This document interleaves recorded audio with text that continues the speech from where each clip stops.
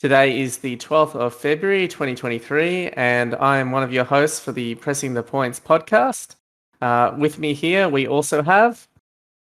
It's your boy Simple Dak, or as Justin would like it to be called, the Points podcast. And also joined is my good old friend, the main attraction, Jeffrey 80s Arcade Kid Suttor. There we go. How are we? All right, so we are good. It's again a bit of a long time between drinks as per usual, thanks to myself mainly again. But I guess that gives us a bit more time to cover a couple of things that have happened since the last podcast. So I suppose we'll kick it off with one of the classics, and always go round table Matu first, and then go work its way around. So have you been playing anything different apart from Donkey Kong since we last recorded? Yeah. I've been playing through. I've done 2 playthroughs of Dead Space, the remake, which came out maybe a week or 2 ago. I can't remember. Really enjoyed it when it came out a couple of 10 years ago or however long it's been, and they did an excellent job on updating it so it looks shiny and new, and it scares the bejesus out of me. I can tell you that much. Playing it late at night, you're sitting there, and the horrible noises that it makes.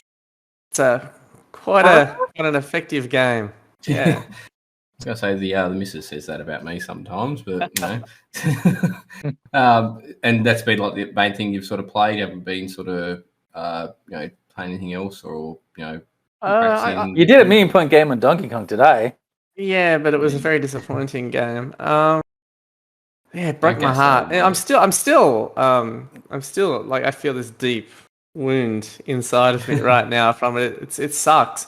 But no, really, I haven't been playing anything. I finished off my school for this part of the year because I was doing classes over the holidays. So now I've got a 6-month break. So maybe in the next couple of weeks before I head off to Japan, I can get some Donkey Kong grind going on. Well, I'm sure look forward to that, as well as the tales of the trip. I'm sure for a lot of people, myself included, Japan's been something that a place I'd love to go one day, but maybe I have to wait until I've wisened up and got a bit more grey before I can afford for those sort of shenanigans. I'll take plenty of video. Was it Mr. Azu Aku that put on Twitter that he was looking forward to seeing the King of the South come? He was very excited. Did you see the video he made? He showed me, like, I said to him, hey, where do you guys play? Because he plays at a place called Daytona 3, which is in the middle of effing nowhere. And he sent me a video of him walking from the station all the way to the arcade so that I'd be able to find it. Yeah, so I told my wife, look, one night while we're over there, I'm just disappearing. I'm off to the arcade, and I'm going to learn the secrets of the rivets from the Rivet King. Yeah. Daytona. I'll be very disappointed if they do not have a Daytona there. It'd be kind of odd. And Danny's frozen. Yeah. Let's try that again. Danny. Yes. Tasmanian internet strikes. Stop. Okay, now start that whole thing again. All right, so I was going to go into, I guess, what I've been playing. I've picked up, this whole bastard a couple of times for the first time this year. That's starting to get a bit more sort of consistency, but it's still, You've had some pretty decent first mans. I have, and then it just goes like domino effect. Classic. As you've all seen. Yeah, fucking classic. Aside from that, it's new game was nothing really new. I've been playing a bit of sort of just like Rocket League and things like that. Again, also pretty average at that. Aside from that, nothing really different apart from the usual. So if I ever have a break from anything, it's usually go back to playing like Aladdin and Ghouls and Ghosts and stuff like that. So nothing really new on that front. Myself, looks like Matu's up to something here. Donkey Kong Jr. I knew he was. Matt's been asking about a switcher, just like mine. Yeah, I think I saw that one that came up for sale like early in the week. Is it? You're muted, sir. No, I haven't been playing it. I just got it so that nobody else can play it, and I got it from J Max, so from friends. So it's a good bargain. Hopefully it all works because mine was a bit odd when I hear it works. Sound and stuff. The springs always work well on that. Anyway. That's good. It's interesting that Matt Techhio has a junior board. This is actually going to be the root of a lot of humour. He says that. So why did you ask me about a 2-board switcher? Well, I want to make sure it works, Geoff. You know, I gotta. You just plug it in. Yeah. If I'm going to plug it in, it's a very good segue. Justin will love it. It's a very good segue to what I've been doing. So I've actually been going pretty hard at Donkey Kong Jr. When I say pretty hard, I have spouts or spurts of playing it like day after day, and then I don't play anything for ages other than PUBG. So I kind of, like the last time I left it, I was playing on main because my board was having issues, and I was around about 114k, I think.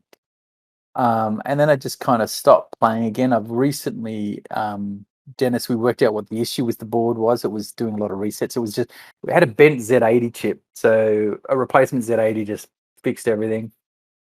And now I'm at like 308k. So I actually know the sort of patterns and what I need to do to go to the end of the game. I make lots of silly mistakes. The game frustrates me because it's very kind of laggy in the movement, and I'm always in a rush. I'm always in a rush to finish the board because I'm running boards.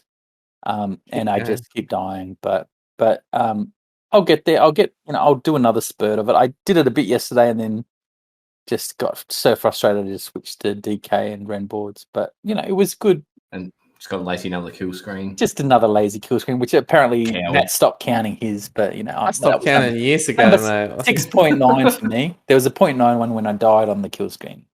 That doesn't count.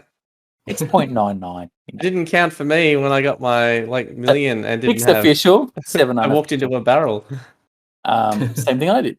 So so Donkey Kong Jr. has been the main sort of focus of my gaming on arcades, on the cabs. I've had a couple of games of the Makamura, Demon Village or Ghosts and Goblins. But yeah, I'm still stuck on the same place. I'd really have to push at it for a bit to learn that well, and I'm just not ready to do that. On MAME, I think since last one or maybe I did on the last podcast, but I got over 6.7 million on Briar, so I know I can beat my world record for arcade. I just haven't put it together to do it on arcade or bothered playing it because I think there's always talk about some event where this person tries to get this world record and this person tries to get this one, and Neil did do that recently, but no one talked to me about maybe bringing that in and doing that as well. So I really want to, do a Netherworld or something like that, kind of Monday, because I think that's when Jimmy closes. So Mondays are a good day to do a world record attempt. But I kind of want to do it on my cab, so that means moving my cab and stuff. But I want to make it a bit of an event of it. But I think they've got a red joystick.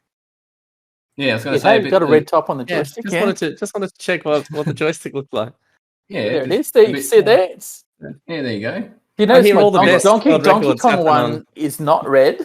It's an actual proper joystick. Oh, okay. The other sort of convention record attempts. Who am I? You're Dak when his internet's not working. That's right. I saw that world record that you did, but then didn't submit, Geoff, and that was a really impressive play. I don't know Rygar. I submitted it on MAME. Yeah, I submitted it on MAME, but it's not a world record on MAME. Well, it is for that point track, which is the default factory default, but it's not by far not the biggest record on MAME. Speaking of world records, do you reckon there are world records for text-based adventures? Because I was thinking about that today. This is the kind of thing I think about when I'm left to my own devices. I was halfway through a game, right? I'm 500,000 points in the middle of a video game, and I'm like, do you reckon Transylvania or whatever the hell those games are for the the Apple IIe and the Commodore 64, the text where you go north, open door. Do you reckon there's speed running for that? Because I reckon I'd get a couple of world records. You could make one if it doesn't exist. So. Well, that's its own track, right? Yeah. I think this is a great idea. We should just take the whole category out. Yeah, just work on games that haven't got records, and then we could go for that. We just make a big mortgage brokers convention when we all get together and. Which I want to say, mortgage brokers convention is a strange place to be setting world records, but it is, especially when on original hardware. Well, I'll set my text-based adventures on original hardware. I might have to replace some keys if the keys don't work, But yeah. Make Anyway, sure Todges is there. Yeah. Make sure it's all official. I'll have a referee. Geoff, have you got a Guernsey? Like a ref Guernsey? No, unfortunately not. But I could probably Damn. find one. You could find one online. We should all Speaking of wear world one. records, though. Yes, I was going to say. Speaking of records that actually weren't set at a Mortgage Brokers Convention and actually are legitimate, 100%. We've got a couple of Please don't records sue that have us. come through since the most recent podcast we did. So we'll kick off with our boy Ray Finkel. Rico. I've heard of him. Depends on how you... Mr. Justin Elliott.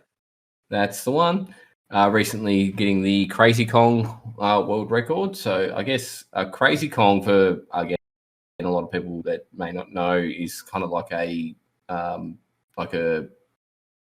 someone had the you want to take over this one, boys.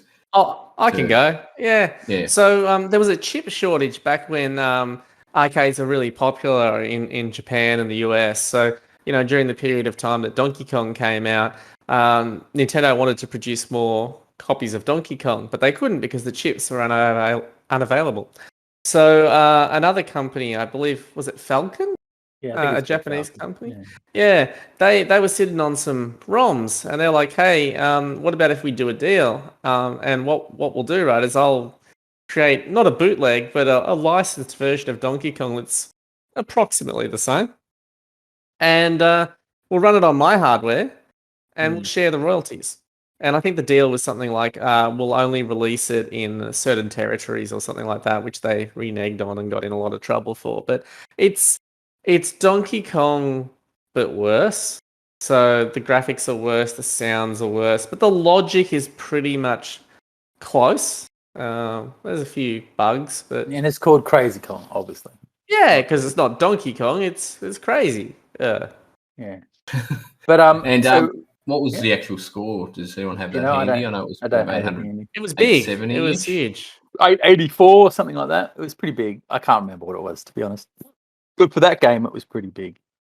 And of course, the other achievement that he has had recently, he's now number 3 on the Donkey Kong Jr. world record list too. So he got like a 1.4 something million on Donkey Kong Jr. So he's a probably Donkey not Kong kind of guy. Yeah, he's probably not that far off from having the trifecta. Yeah, of having Crazy Jr. and DK. Eventually, you'd think he'd have the trifecta in world records. DK3, I don't know.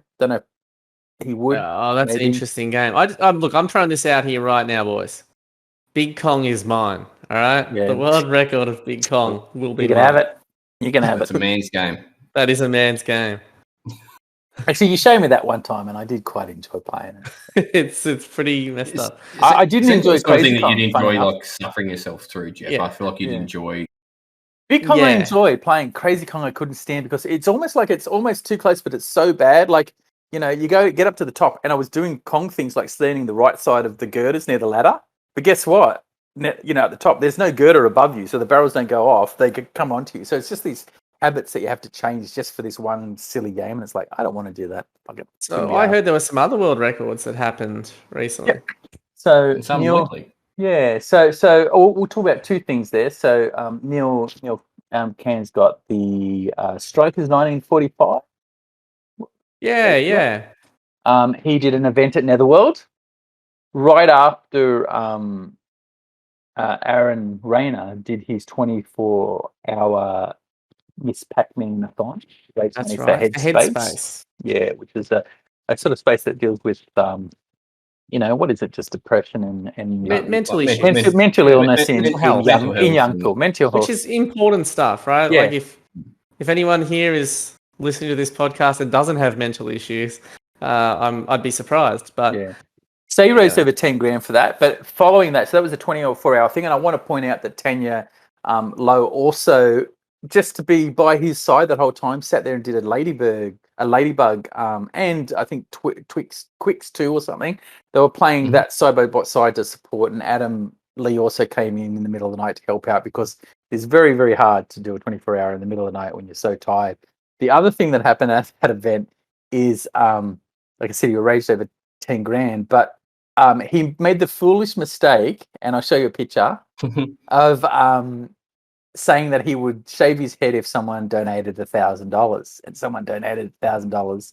So he shaved his head at the event on stream, and I was there in person. It was fan-freaking-tastic. Best part of the whole event. His hair was down to, dude, past shoulder length. I bet you wishes he said $5,000. Because I mean, that hair was gorgeous. Like, he had beautiful locks, long locks that he's probably been growing forever. But he did it. He stuck to his words, and he got his friend hairdresser in there, and they made a little Pac-Man ghost in one side and a Pac-Man in the other, and then the reverse mohawk, all sorts of things on the way to entertain us. But that was that was a great little event. And it proves that he's not a coward and he's a man of his word, which I appreciate. He is. It's important. Yes. So, John Tannehill also was coming in to kind of just play through the day to play Space Invaders. I don't know if he was after world records and stuff, but he had to go to work, so he wasn't able to be there the whole time. And then the next day, I think Neil then came in and did his Strikers 1945 world record, which I didn't get to see because I was full on at work. So, yeah, a few extra world records. He's quite an amazing guy, Neil, because he really targets stuff and he gets it. He did it with Wonder Boy back in the day. He did it with Ghost and Goblins. Now he's just done it with Strikers 45, which is a very different game for him because he has trouble with his soreness or something in his hands. And now he's doing Spectre, like he's been doing Spectre, which is really old, sort of like this cars driving around. Yeah, so he's got a board, and that's his next target. So I'm really impressed with his sort of like passion to pick a game and then just master it and get the world record. That's quite amazing. It is. Yeah. Imagine being good at something. Imagine being good again. Is there any other world records that have happened or big sort of achievements? I know Dennis is working his butt off grinding DK as much as he hates it. He's doing it every night. He really would like to get the kill screen before the Kong off. He's definitely got the skill and ability, but like everything, it's a matter of the survival and getting in that rhythm so you can just do it. Same with you, Danny. You're pushing that kind of not as regularly as Danny has been. Danny has been very Dennis has been very sort of get on the horse every day kind of stuff. But it's good to see the fortitude because it's the hardest period right now. What you two guys are in to run for that kill screen because it's that stuff you say, the cascading deaths. You hit level 12 to 15, and just something goes wrong. It blows your mind. You lose a man. You lose the second one, and then it's like and you just fall apart. Whereas Matt showed today that once you lose a man, at nearly 1 million points, 900 and something, 140.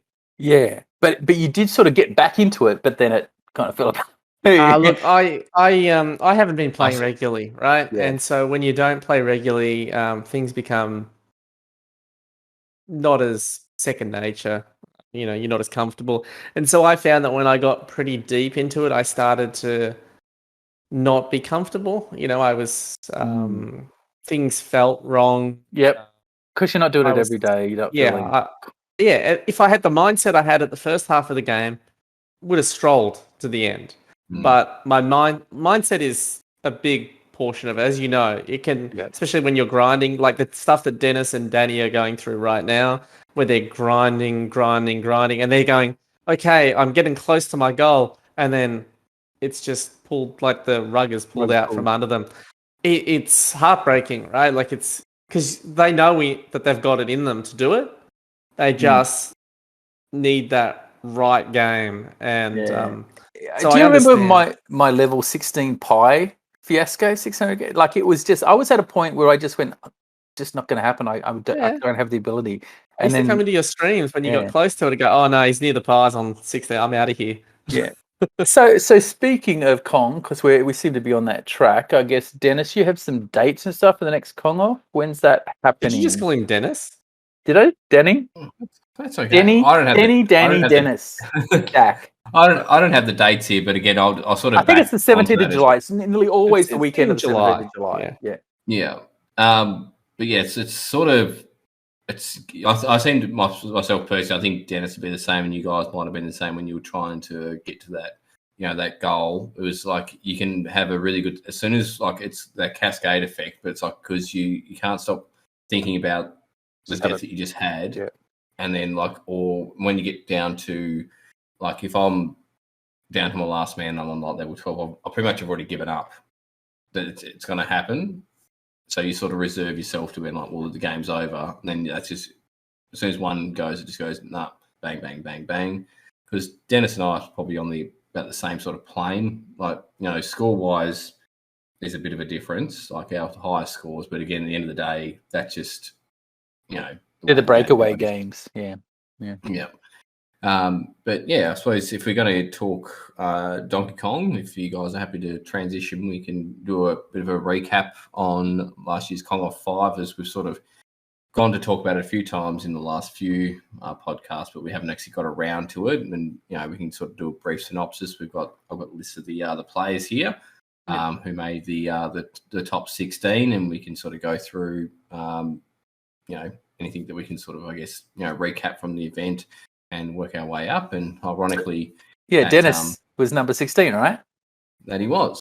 Yeah. So what was his score? Dennis got 442,100, which is, again, from the Kong Off 4. I think I was on the came in 16th the year before, and that was at 285. Yeah. I think so, because I was playing Matt in Kong Off 4, and I think it was 285-ish was the top 16 qualifying score. And there was a lot of good players that didn't make the top 16 that have even got kill screen. So we had Greg Pell was a kill screen player at that point. He did make the tops. Yeah, he came in 15th. Sorry, but we had Bono and Michael Edwards, who was a kill screen player, didn't hit the top 16, which was at that point was quite surprising. But yeah, Dennis, I think he's going to be again. It's going to be interesting to see how it plays out this year, because everyone's sort of been playing and sort of improving.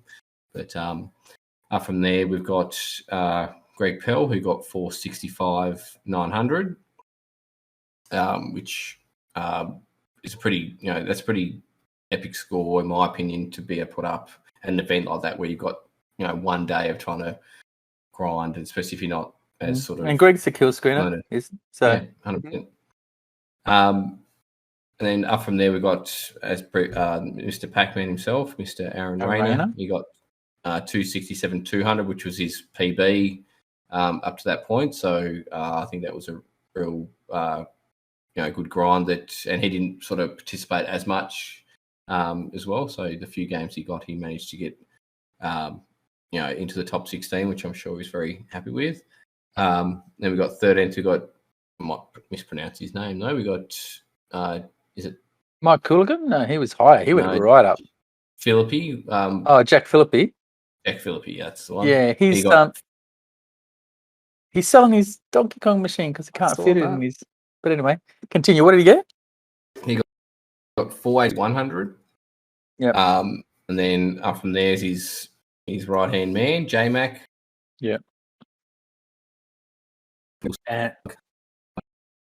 We might have to redo this because start again at J-Mac. Tasmanian internet just paused. Yeah, start again with J-Mac again. So at number 12, we've got J-Mac, who got 488,600. I'm not 100% sure what his PB is, but I'm guessing it must have been higher than... he's a kill screener. Yeah, the Australian list would probably tell us. We can put it up in the video. Yeah. And then in number 11, which I think was the game of the qualifiers, definitely a standout memory for a lot of people that got to see it, got to witness it, and just a big feel-good score of the weekend, which was when Mike Cooligan... Oh, I thought it was you. That's what I was making fun of it. 500k barrier. I was making fun of the teary boy. Yeah, Mike did a great job. Mike, came back of the pack. He was like that horse at the race that just keeps passing the other horses. I remember it was a fair few of us sitting around at Netherworld watching that. And it was just like, so at the end, it was right at the end of the night. Yeah, Geoff and I were commentating when that was happening. Yeah. I used the term commentating loosely, but we were there. So I'm not sure what his score was before that, but I don't think it was within the qualifying range at all. So at that point,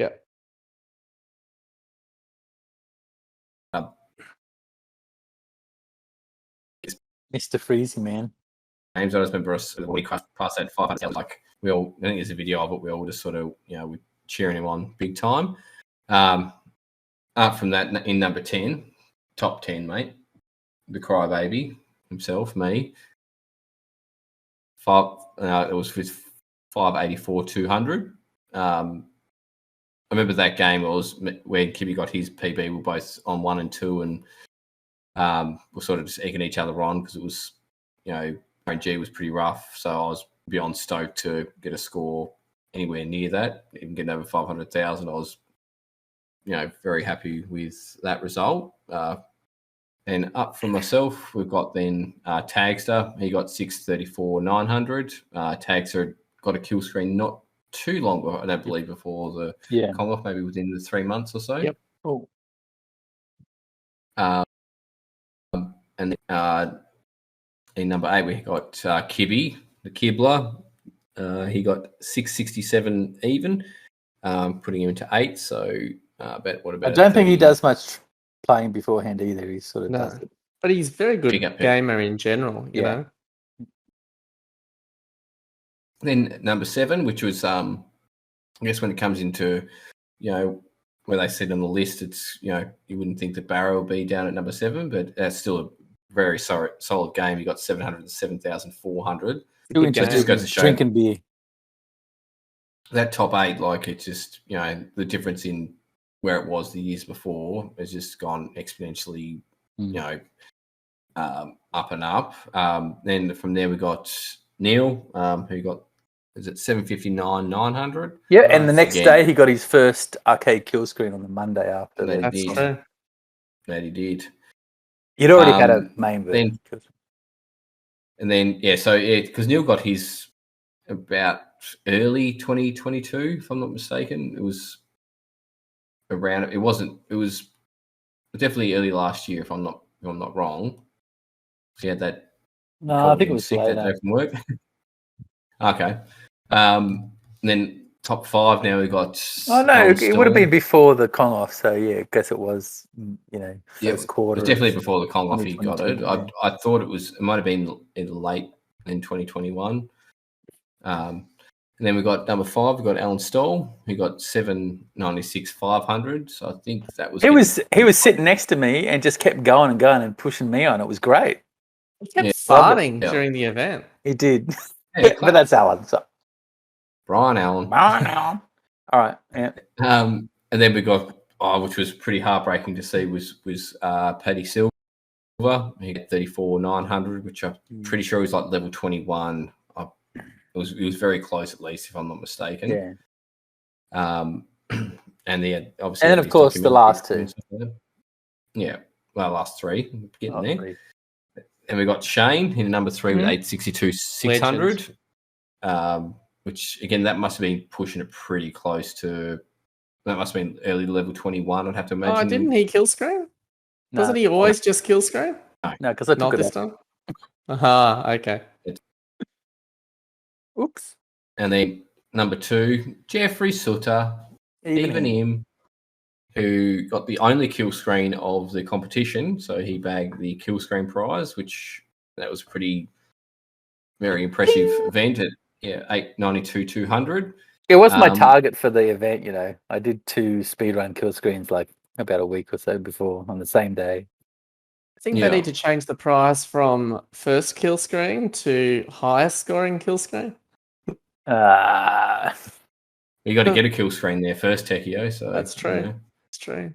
That was rude. I'm sorry. No, it's fine. And then I can't quite see because there's a cable there, but it's 920. I'm guessing 7 or 29,100, which was your score, Techhio. We were waiting for the moon, but he just failed us. It's the story of my life. Yeah.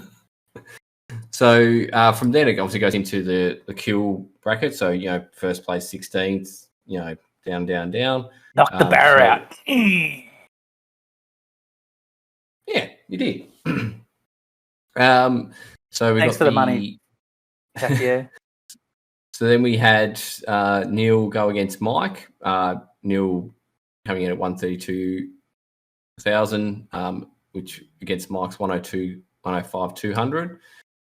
We had Shane go up against Aaron.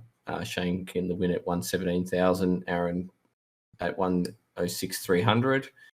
We had Barra against myself. Barra coming in at 271,000, and I got to 264,800. Then we got Geoff versus Greg, which looks like it would have been a pretty intense sort of game. So it was a big game. It was a He brings 378 400, and then we got Greg at 295 exactly. We had Alan go against JMac, which is 116 100 against 92,400. Then we got Paddy Silver against Jack Philippi, who came in at one at 99 300 against the 75 600. And we had Kibby against Tagster, where Tagster came in at 265 400, Kibby at 262 100. And then we had Techhio against Dennis at 266 800, Dennis at 263 700. So pretty valiant effort again there by Denny with that game. Thought he had me during that game. I wish he did. Oof. So the thing is, I think at that point, at that first bracket, you and I were the only ones that hadn't lost yet, so I had to go up against you in the kind of... But it wasn't cutthroat at that point. And then we got the quarterfinals. So we had Alan at 304,000 beat Paddy at 303 300. Yeah, that's a pretty decent sort of game. Techhio against Tagster, 231 200 over Tags's 230,000. Shane versus Neil, which again pretty decent game. We had 330 400 over Neil's 330,000. And then we got, this looks like this was a pretty epic game. We had Geoff against Barra. Geoff coming in at 484 300 against Barra's 444 300. They're all like 400 plus. So in ordeal. Yeah, I was going to say it's pretty draining. It's weird for a kill score. Like for Kong off games, they're always a lot lower scoring than people's like PBs and usual games because there's just the pressure of. Yeah. It's one credit. Like a lot of times if you're you restart and shit. Yeah. If you haven't got a start, you're just going to start the game again. Now we're getting down to the nitty gritty. So we got the semi-finals. We had Techhio against Alan. So we had Techhio come in at 431 700 against Alan's 427 600. Again, very good games. Again, getting deep. Had Geoff against Shane. Shane coming in at 363 600. Geoff at 359 500. Again, good game. Very good games. And then we had the third place between Geoff and. Got to give the old Alan. man something. Got to give him something. I actually, in that game, I actually started doing like bottom hammer and million point strategy, which I hadn't even like started to really attempt. No, because it was like, I just didn't care at that point because I wasn't up against Matt. I wasn't in the final. So it was like, I'll just have some fun on this one and play that kind of style and see what happens. And I died. Playing for fun, cringy. Yeah. And then we had the finals, which was my heart was pretty much in my throat the whole time. We had Matt come in. Yeah, I bawled my eyes out, mate. It's all you'll see it in the clip just here. There we go. It was a moment for all of us. That cares. It was. Man, so we had got it. He's in touch with his. It's good. Emotional side. Yeah, no, it's good. Emotionally invested in my friends. So who was I against in the finals? Because I can't remember. Shane. Shane is always in the final. Oh, that's right. So if I'm not mistaken, Shane finished up at we finished up at the 252 400. But I think because the strategy you played, that you were still. I think were you on your last man? If I'm not mistaken, I think I was. And you had about 40,000 still to make up. Yeah, I think I did that thing where I die right at the start. Yes, you did. Yes, you did. You died on the first board. Yeah. I think I died on the first board again. Every time I'm in the freaking, end of the Kong off, I die on the first board. And it was interesting, because I remember psychologically how it hit me. I was like, not again. Like that's what I thought. I was like, not here again. Playing against Shane, who's an amazing player, right? So you got that psychological thing where you know you're going up a guy who's won against the guy who's beaten you before, who's won before, Very and consistent. yeah, and I somehow in my mind, instead of like getting angry or upset or depressed or whatever, I just like told myself, it doesn't matter. All you need is one life. Just play solid and you'll win. And so that was my mentality for the rest of that game, was just, if you die, that's okay. As long as you got one life left, you just keep playing, through the motions and you'll get there. And so everybody knows the whole time.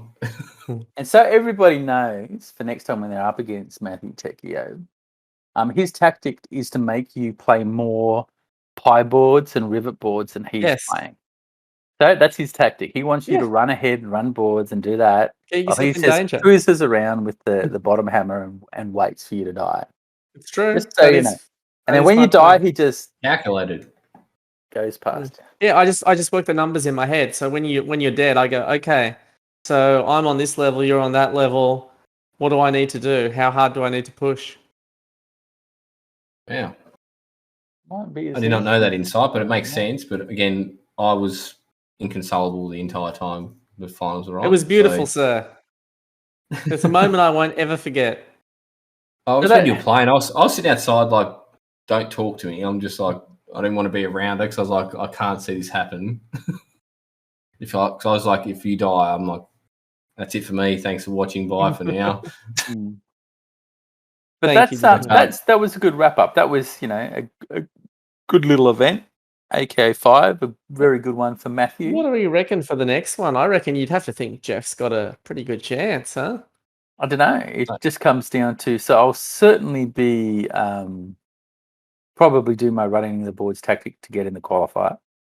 Absolutely 100%. And I'm pretty confident I could do that. And then after that, it depends who I'm playing against. So bottom hammer is an absolute possibility. The problem is me. If I start doing bottom hammer plus grouping like Matt, if I'm up against Matt, then I don't have the experience or I've never got 1.1. Yeah, I'll die. I'll keep dying. So it's going to be really, if it happens to be me against Matt some stage through and he starts doing, because I actually, when I went up against Matt the first time in AKA 5, because we both hadn't lost, so we had to do a kind of like a round to set that. And Matt went straight into the final, I think, after that. And I had to go play Shane. You had to go play all the losers. Not that, I'm not saying, you know what I meant. Yeah. I love Shane. A lot of respect. And I wonder if he's got his best to do mean. Anyway, I digress.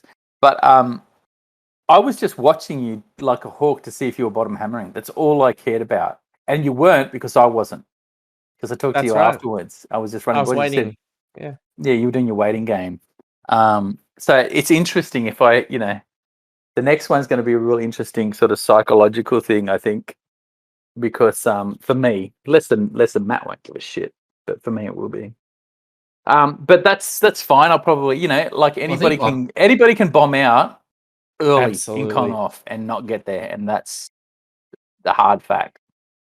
Well, I think for me next year, like with Kong off 4, I made top 16, which then I had to go straight up against Matt, which I pretty much was inevitable.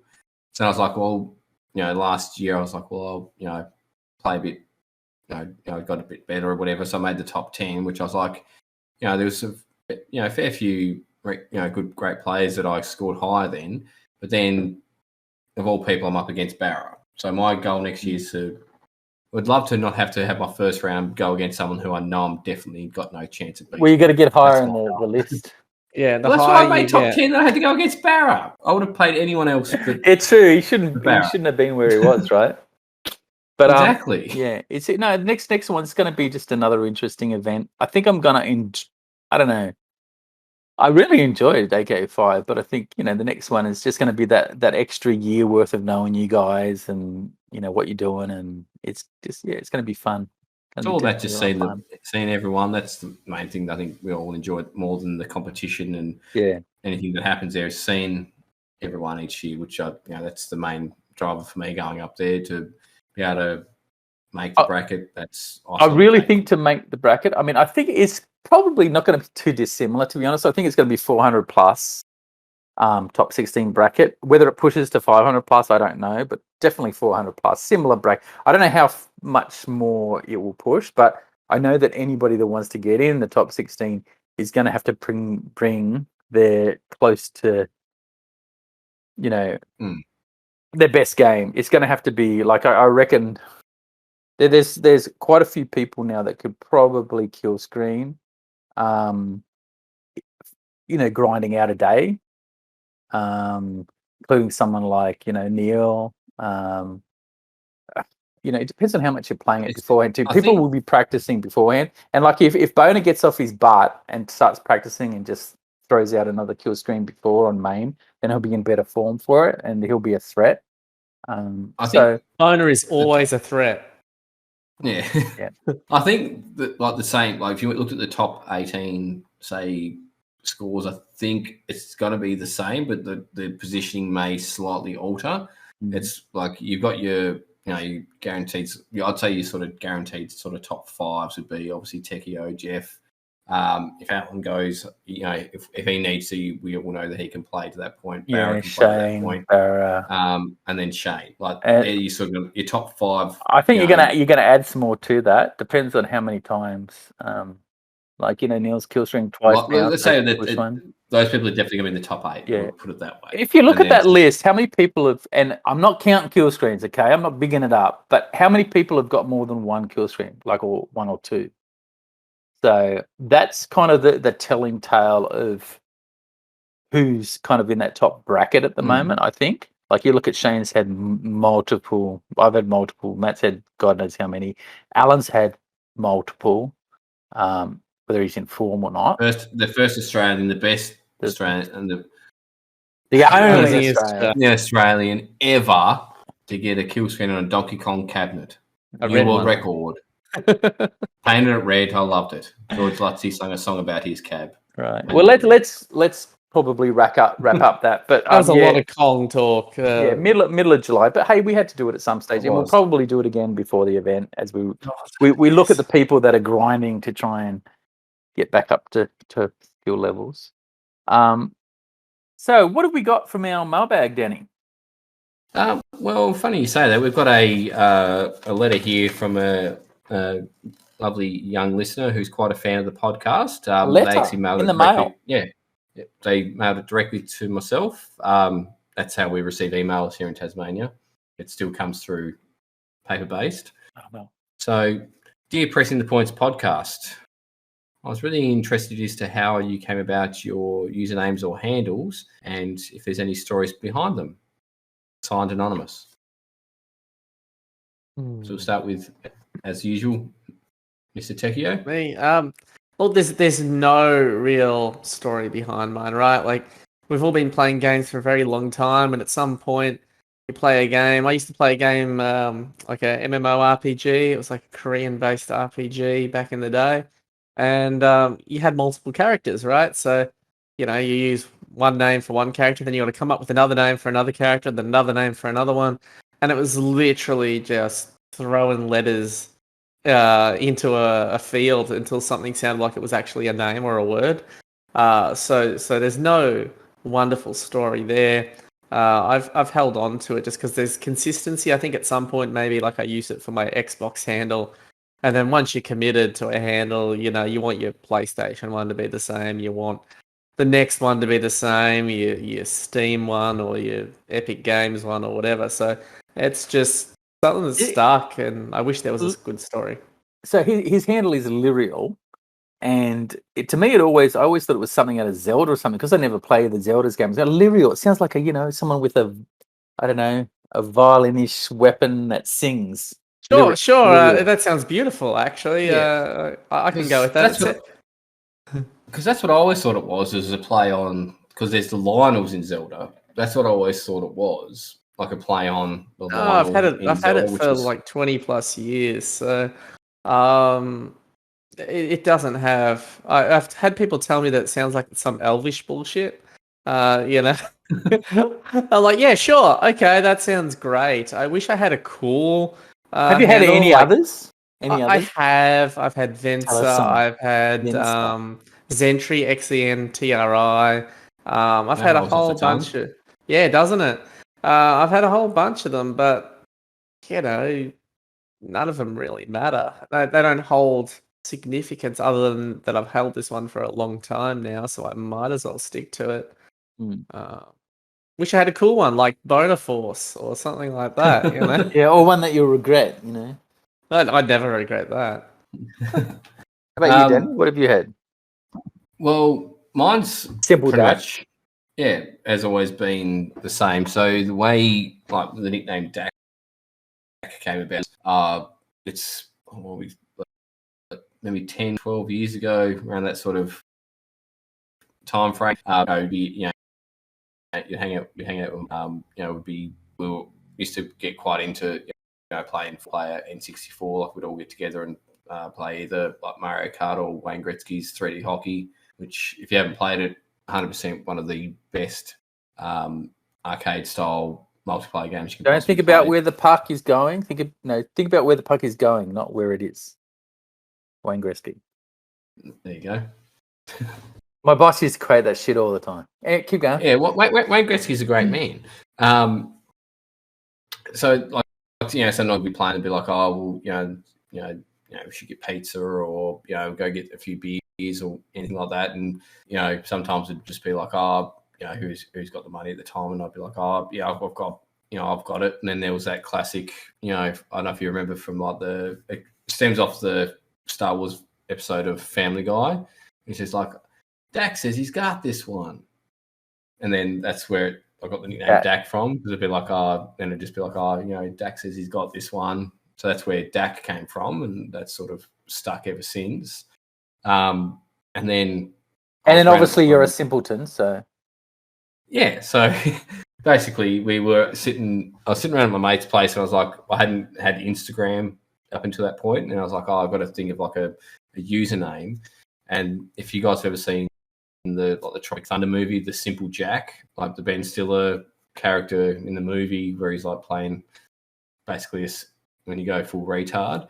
Then I was just like, we put those two together, Simple Dak.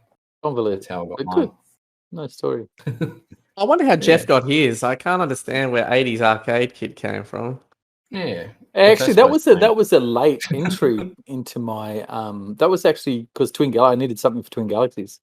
So I would always go by the handle Rygar, funny enough. Because of this game over here.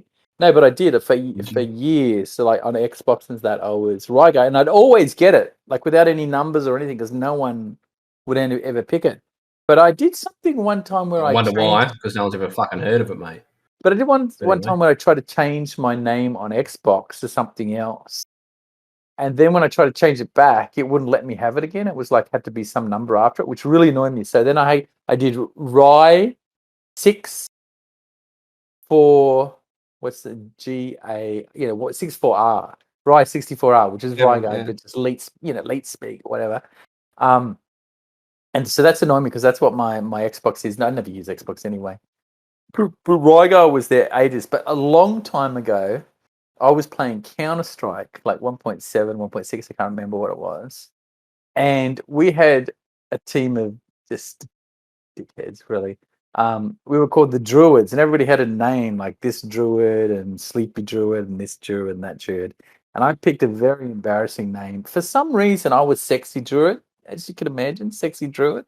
But that's what I imagine you as. Yeah, if I close my eyes. So I would just like, it's just one of those stupid game things. You go, I don't know, fucking Sexy Druid. And then that kind of stuck for ages. I'm so glad I stopped playing Counter-Strike and got rid of that. I'm just a sexy druid. Sexy druid. Can we do something for we had Funky Druid. Says Sexy Druid.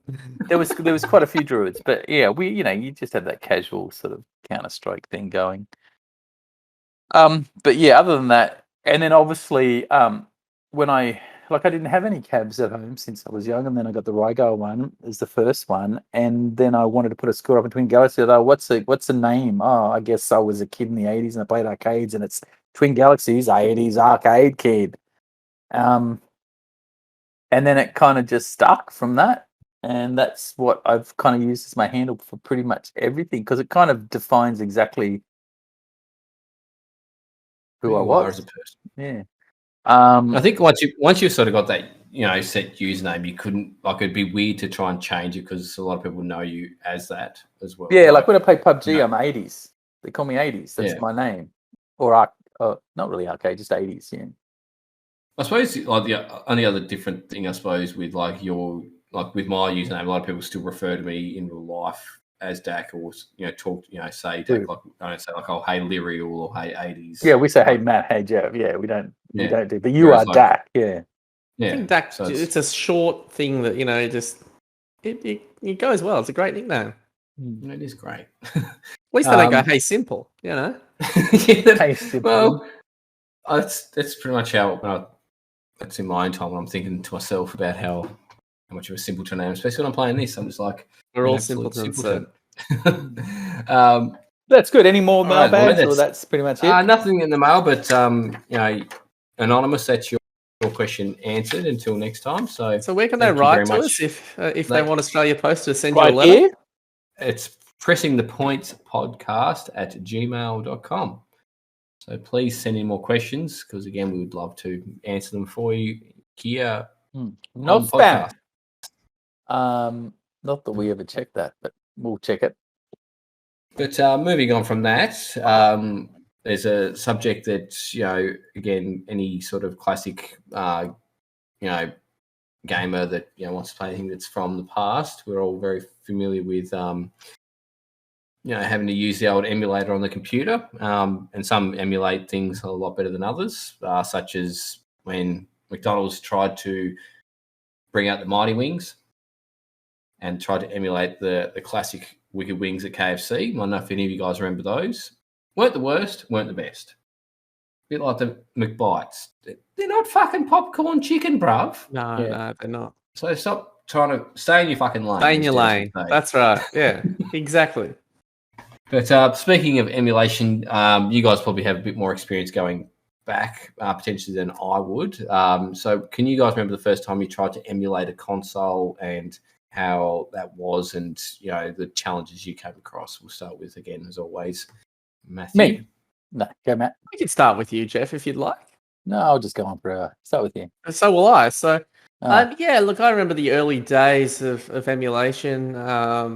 You'd go to a website and there'd be some attempt to emulate a NES or something like that. I remember a Japanese emulation software product called, what was it called?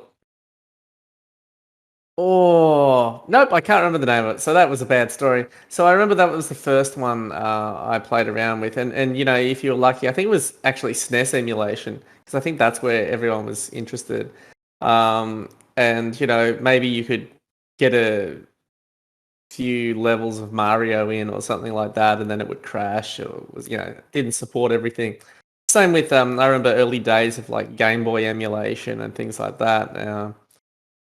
I think we've come a long way since then. There's certain things like MAME has been around for a very long time. And MAME, most people know it from emulating arcade machines, but it does things other than arcade machines. But does the M stand for mortgage brokers? No, I don't believe it does. I think it stands for Mortgage Brokers Association. Mortgage brokers. Mitchell. I think we don't want to get sued. Please, we don't want to be sued. I don't want to be sued. The ideas and thoughts expressed within do not represent my feelings at all. I do not want to be associated with them.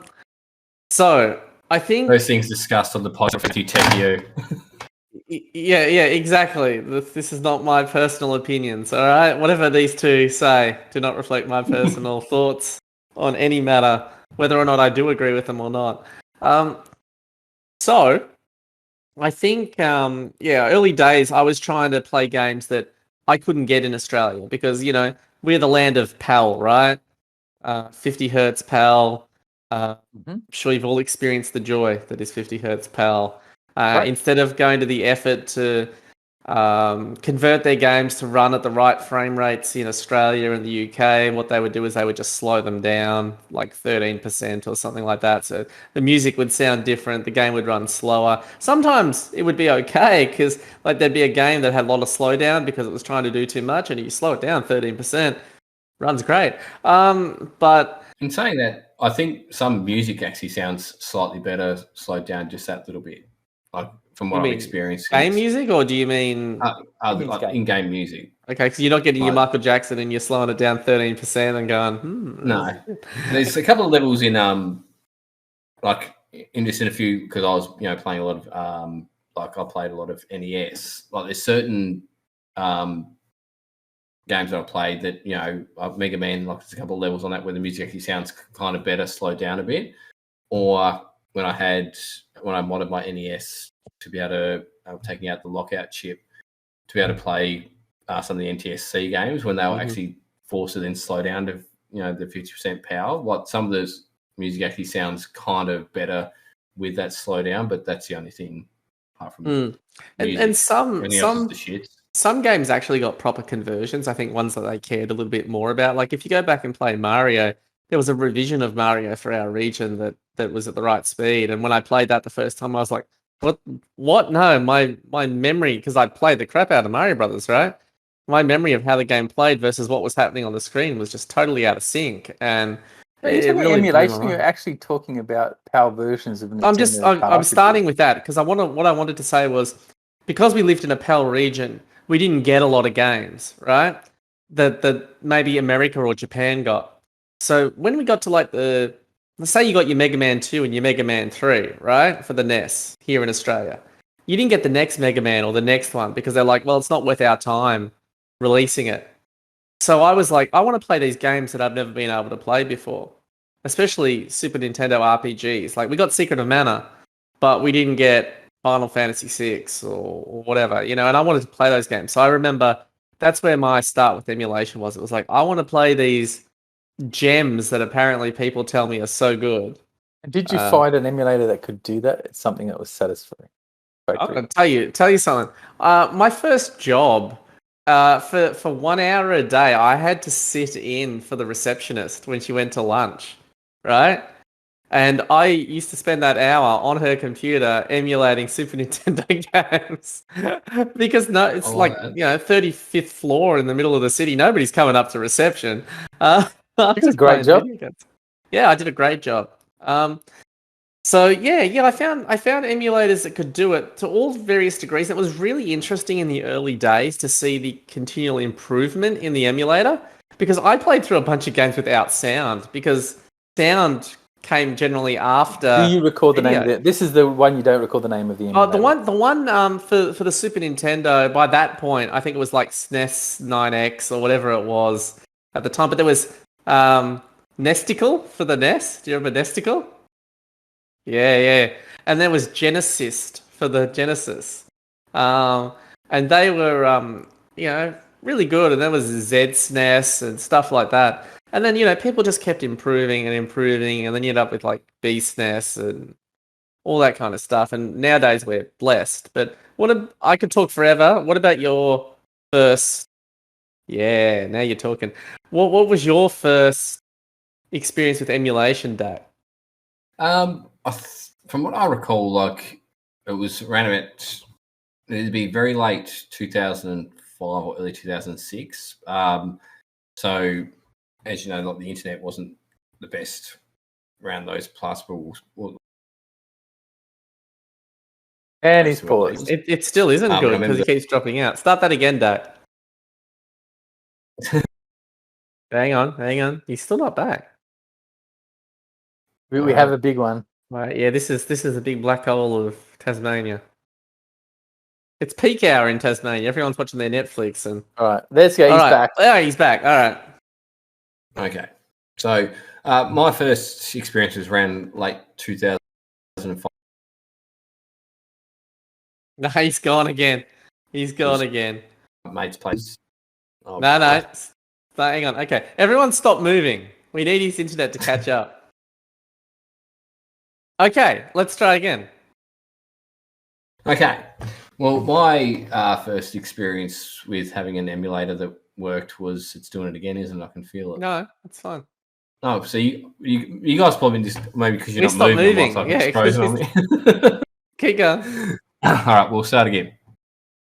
All right, so my first experience with emulation was around like 2005, early 2006. One of my mates' places I used to go around to quite regularly.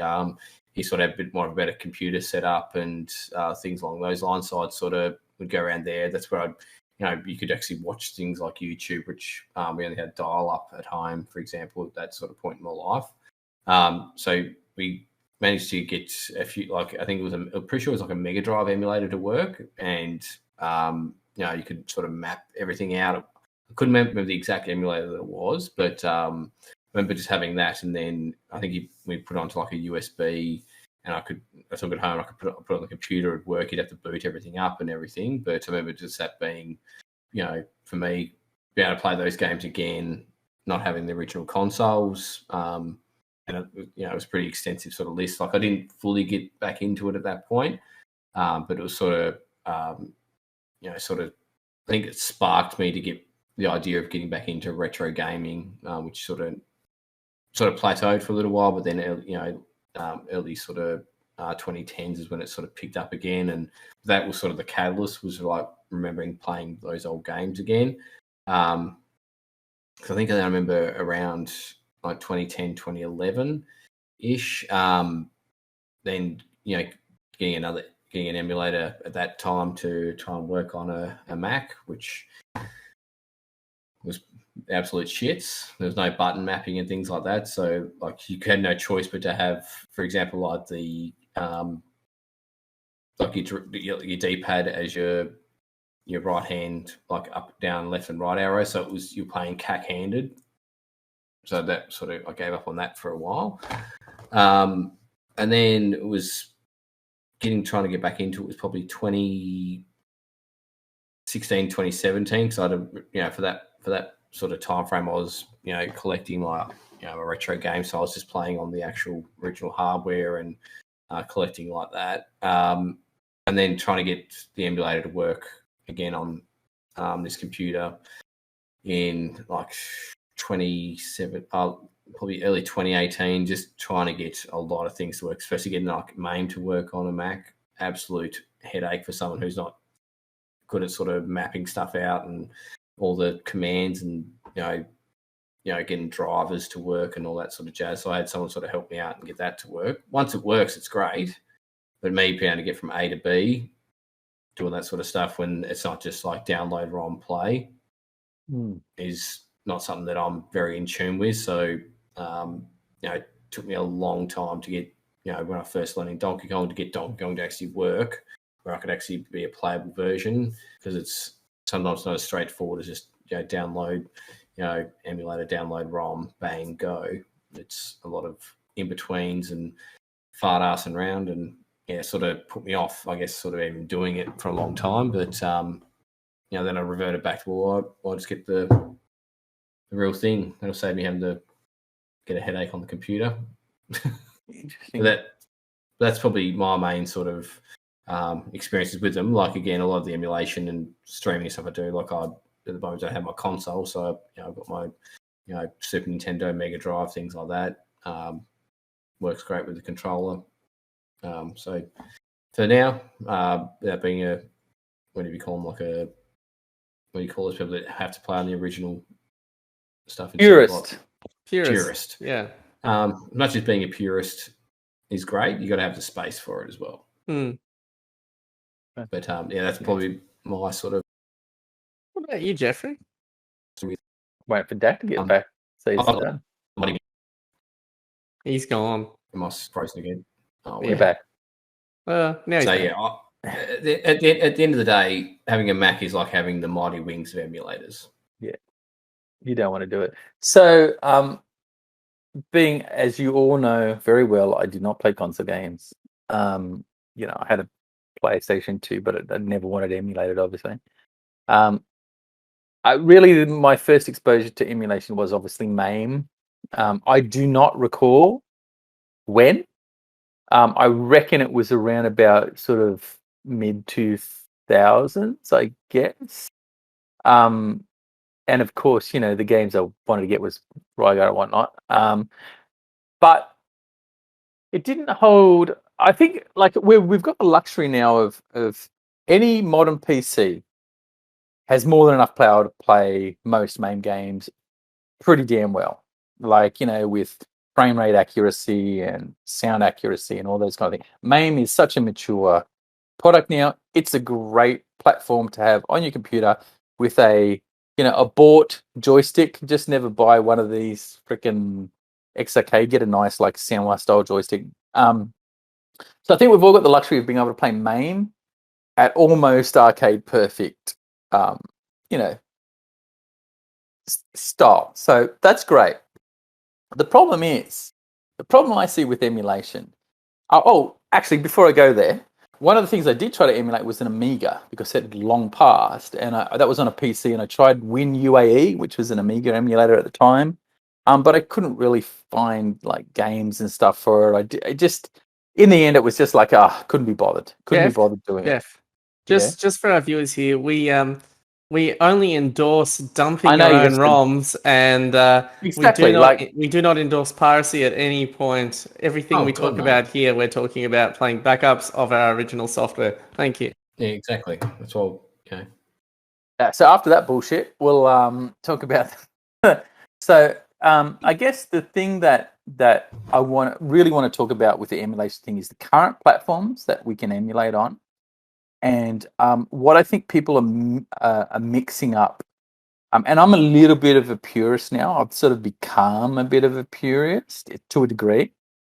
So I got Mr. FPGA Pro stuff, but I always, you know, at first you just want to play a game. I think a lot of people mix up nostalgia, especially for arcade machines that have emulators in them. They mix up nostalgia for accuracy. You know what I mean? Like, as long as the machine has a copy of Galaga or Pac-Man or whatever the hell Street Fighter game that you played on as a kid, and it's got some kind of a joystick and buttons, you think you've got a great platform. Unfortunately, emulation has many it's a big gray area, and there's performance difference from a lot of emulation platforms and products can be very different based on what you're trying to emulate. If you're trying to emulate Street Fighters and sort of 90s games onwards, like games that were like, you know, cave games that have a lot of, you know, bullet storm shit going everywhere. You know, some of the systems like the Pandora's boxes and Pi systems don't quite have the same power, because when you think about it, to get a PCs are expensive, man. You know, you pay, you know, $2,000 to $3,000 for a brand new PC, and it's, you know, got, you know, decent hardware, and you can usually run MAME, and everything sort of goes really well. When you get to people that are building emulation arcade machines, and the classic one I think of is your sticker box Pandora box. Someone builds an ugly ass fucking box sticks an LCD in the box, gets a couple of zippy joysticks and buttons, pastes it all together. I've seen some hideous boxes, and we call them shit cabs in the Discord I'm in, and we paste pictures of shit cabs all the time. And they're not in the right aspect ratio. They're stretched to the buggery. But worse than that is they're laggy as crap. And you play it, and you think you're getting the nostalgia and the hit you want from playing feel right, because it's not even up to the standard of the PC. So I would dare to say that if you really want a good emulation style arcade platform, you either stay on your freaking computer and get a joystick, which you're going to get the best performance from because you've got a nice PC, or you're going to have to get a hardware-based emulation solution, not a software-based one. And when I say hardware-based, I mean emulating stuff in hardware, not through a software. So MAME is actually a software-based emulation, but because it runs on PCs, the PCs are powerful enough to push it through the frame rate and everything that you're trying to get. When you're looking at things like the arcade one-ups, sometimes just the power of the machine is not good enough. And to be honest, the ergonomics of the machines, these tiny machines, and like, you know, your Ninja Turtles control panel, which is huge and is supposed to fit 4 people, is squished down this big. So and it's got 4 controls, and if you try to get 4 adults behind it, it's not going to no one's going to fit. It's just going to be a horrible experience. So I think the thing. Yeah, go. Okay, well, again, for your everyday player and the nostalgia factor, though, I think they all serve a purpose for exactly what they're going to do. Like, whereas, like, for players like yourself, Geoff, and like Matt, like playing, like dedicating yourself to one game. Yes, you wouldn't want to be using one of these, these 4,000 in one, shell cabs or whatever you want to call them. Same as like, the sticker boxes usually. Yeah, or the like Raspberry Pis, or like you said, Pandora's box. But unless you're very familiar with that game and exactly how it's supposed to perform, for 99% of the population, if they're having like friends over or whatever, they're not going to know the intricacies of exactly how that everything's supposed to react and the times and stuff like that. So for that purpose, they're great. Again, they're never going to compare to the original arcade, especially if you are dedicated to that game. But as long as you're having fun, they fill that void. Yeah. That's what matters, right? As long as you're having fun. So, when I got my first arcade cabinet, there was no board in it, right? I don't agree to this train of thought, but continue. It's different for different people, in my opinion, right? Like, when I got my first cabinet, it had no board in it. I was like, well, do I go and buy a board or whatever? I've got a PC here. So I looked into MAME on an arcade machine, right? And then that took me down the whole thing of groovy MAME because, I needed it to put out 15 hertz video because I didn't want it to be progressive scanned or latency intensive. I wanted it to be as pure, as close as I could get with the technology at the time. So if you want to go really deep, you can go really deep with these things. You have to go and buy particular video cards and set software up in some really bizarre ways that operating and you can get good results. And they're pretty damn good, right? Like if you go deep enough and throw enough hardware behind it, and that's the key. Yeah, it's like audio files. Throwing the power behind. Yeah. So what Geoff was saying before about PCs and MAME and that, it's correct because everything is executed and in emulation has to be serial, right? It's not parallel. I don't think any of these things are working with multiple CPUs at one time. I think it's just one core, as much power as you can throw at it. Whereas, say something like a Mr. FPGA, which I'm sure we'll get into, that's emulating the logic how it was back in the day where you had independent chips working at different times and in different speeds and all that kind of stuff. So it depends how granular you want to get with it, right? So you can play classic arcade games on modern systems. Like you go on the Switch and you can go onto the eShop and you can find Donkey Kong Arcade Classics there, and it's really good. You can find Puyan, which is a fantastic game if you've never played it. I know, Puyan. But you can find Rygar there, I think. So you can find anything from the best games to the worst games. I don't think Nintendo's seal of approval. They dropped the seal of approval a long time ago. Seal of quality. And look, that's to bring out games that people have heard of, Matthew. Rygar for the NES. Okay. It's a great game. Oh, there you go. Yeah. So, I'm not disagreeing. Like you throw enough hardware behind emulation, you can get a great experience, and most people won't be able to tell the difference. And even I can't tell the difference between playing Rygar on my computer and playing it on the arcade. It's pretty much plays the same way on a different joystick. It's more when people confuse. They want the arcade machine and the nostalgia, but they spend up to $1,500 to $3,000 on some of these machines with like thousands of games, and they equate the value of the machine to the number of games on it. Yeah, and I can guarantee you that they'll probably play the handful of games that they used to play, and then stick to one or two that they really want to play, and the other 2,990 games will never get fucking played. Like they'll skip through and they'll never play them. And I think that's the thing that gets me is like a lot of these emulation based, 3,000 games in one. Okay, sure, find your game, do your research, but honestly, a 60 in one, which is an emulation thing too, a little 60 in one card that costs you $50 that plugs into a jam arcade is to me a better experience for your classic games than something that is just lagging out on an LCD. DK on a 16-1 sucks. Galaga though, real good. But see, Geoff, I think it's all right. It's equivalent to the people who go out there and go, well, I can buy this giant 86-inch TV from this no-name brand, and that's as good as your, LG OLED. It's don't gaslight me. Or my PVM. Don't gaslight me, Matthew. I love a good PVM.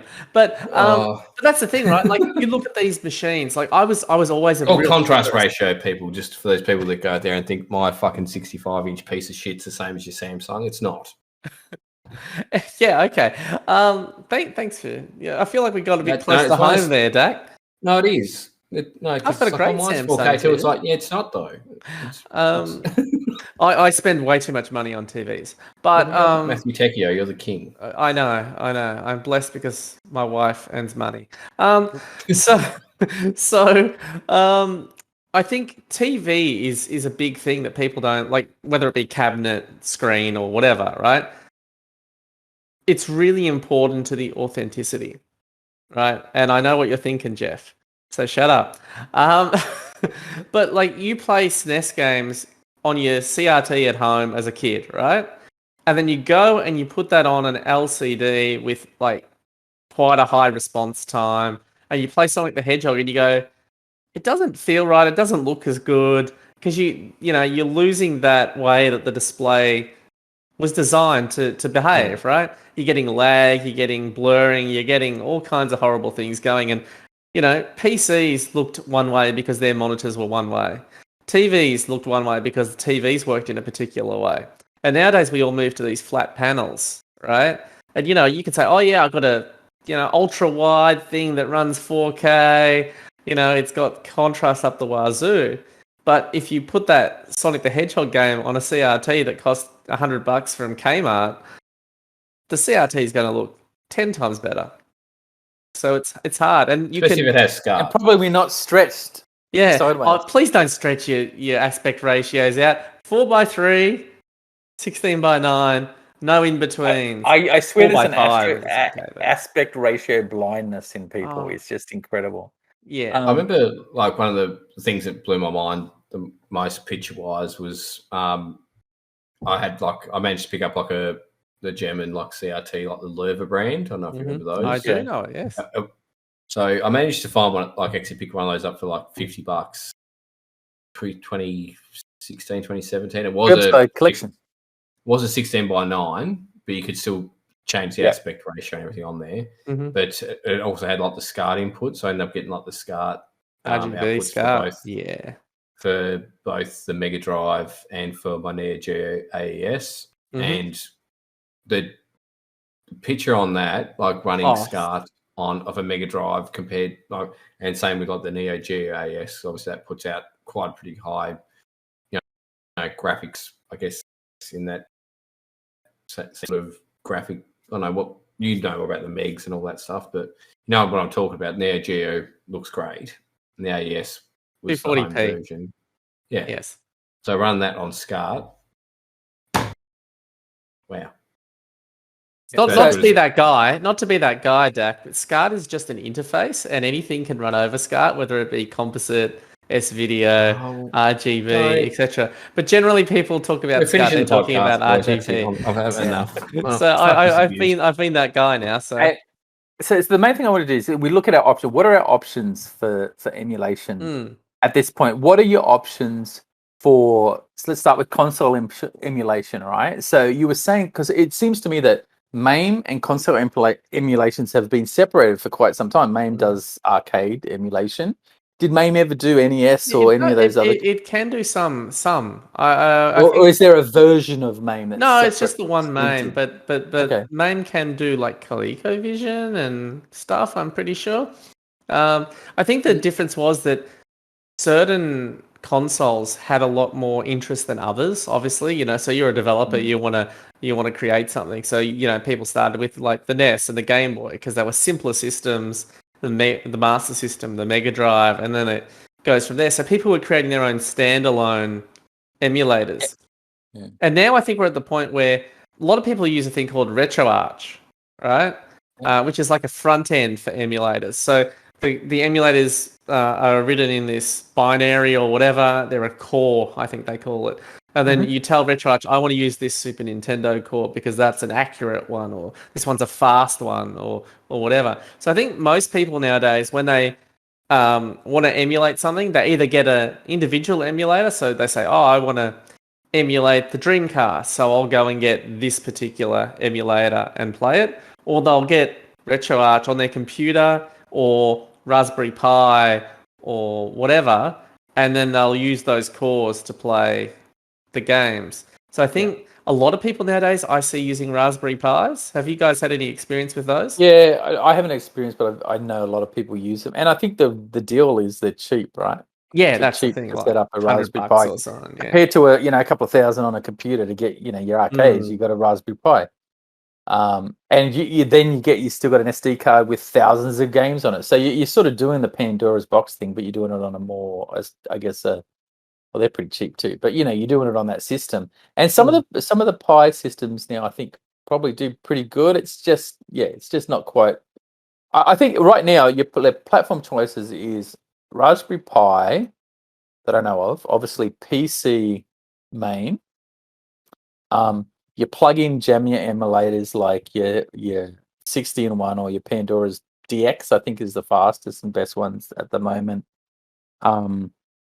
Then you've got your Mr. FPGA, which is a hardware-based one. So out of all these systems here, I want to talk about Mr. FPGA. We will. Are there any other emulation systems? I can think of some. Groovy Main's a PC. A lot of portable emulators based on Android nowadays out of the Chinese market, and also there's official emulators. Like if you think of like the NES Classic or the SNES Classic on Switch, I guess. Yeah, or on consoles with Switch, PS4, or whatever. Companies put out their own emulators, right? So, like I've been playing around with Android-based ones out of China nowadays, because what they do is they get the old like iPhones, the screens off the iPhones, and they rip them apart. They stick them up against a cheap CPU and load them up, and they're getting there in regards to price and stuff. Like I would put that over the resolution of those screens are pretty high, isn't it? Yeah. So I would put one of those nowadays where they're at over a Raspberry Pi, just based on. There's a lot of power in those mobile processors, But yeah, the Mister is the best thing to come out. What emulation solutions have you chosen for your? I mean, other than real hardware, obviously, like real hardware, like DAC. I've got SCART, RGB, SNESs that have been modified, and 3DOs, and God knows what else out in the garage somewhere. But I've put them all away because where do you hook them all up, right? You don't have infinite room, and if like some of those CRTs get pretty heavy, so I think I've adopted a combination. I've got something handheld, so that's Retroid Plus, Retroid Pro, Retroid Plus 3, or Retroid 3 Plus. There you go. Retroid 3 Plus is really good, and it's like about $150, and it'll do everything up to PlayStation 2 and GameCube. So if you want to play Wind Waker on the go, it's pretty good. Have you had any experience with the new Pocket things? The FPGA you mean the Analog Pocket? No, Jack has one of those. I hear they're very good, but they only have so much power to them. Like I think they can't exceed past like SNES if they can. But any A's games would be like no problem at all. Fantastic. I think they've been reporting. Yeah. So one thing I'd bring. Okay, again, I haven't had the option to have everything as it's being in storage and stuff like that. But back when it was all set up, I'd have like one of those. I had one of those sort of 16. No, he's gone. What you use for storage. Okay. Try that again, Dak. Okay. So going when we talk about being a purist and stuff like that, like back when I used to collect and have the space for it, like I would have like 3 rows of consoles, like we're all on AV switches, and then have all my 2 RGB consoles at the top. Like again, that's you're condensing everything into a very small place with a CRT on the top. But it's the storage of the games.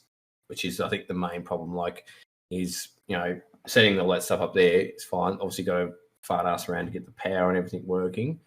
But I think when it comes to if you're you want to play a game with someone, it makes it a lot more experience, than sort of scrolling through your computer like, oh, this is the games I've got, this is the games I've got. Whereas when you got shelves of like very similar to what you've got there, like having everything sort of racked, and it's like if everything's set and ready to go, if you're you've pull got the disc out, or cartridge out, and or like you're having hanging out with the missus, you're like, oh, you're gonna play a game. It's like go over there and grab the physical copy.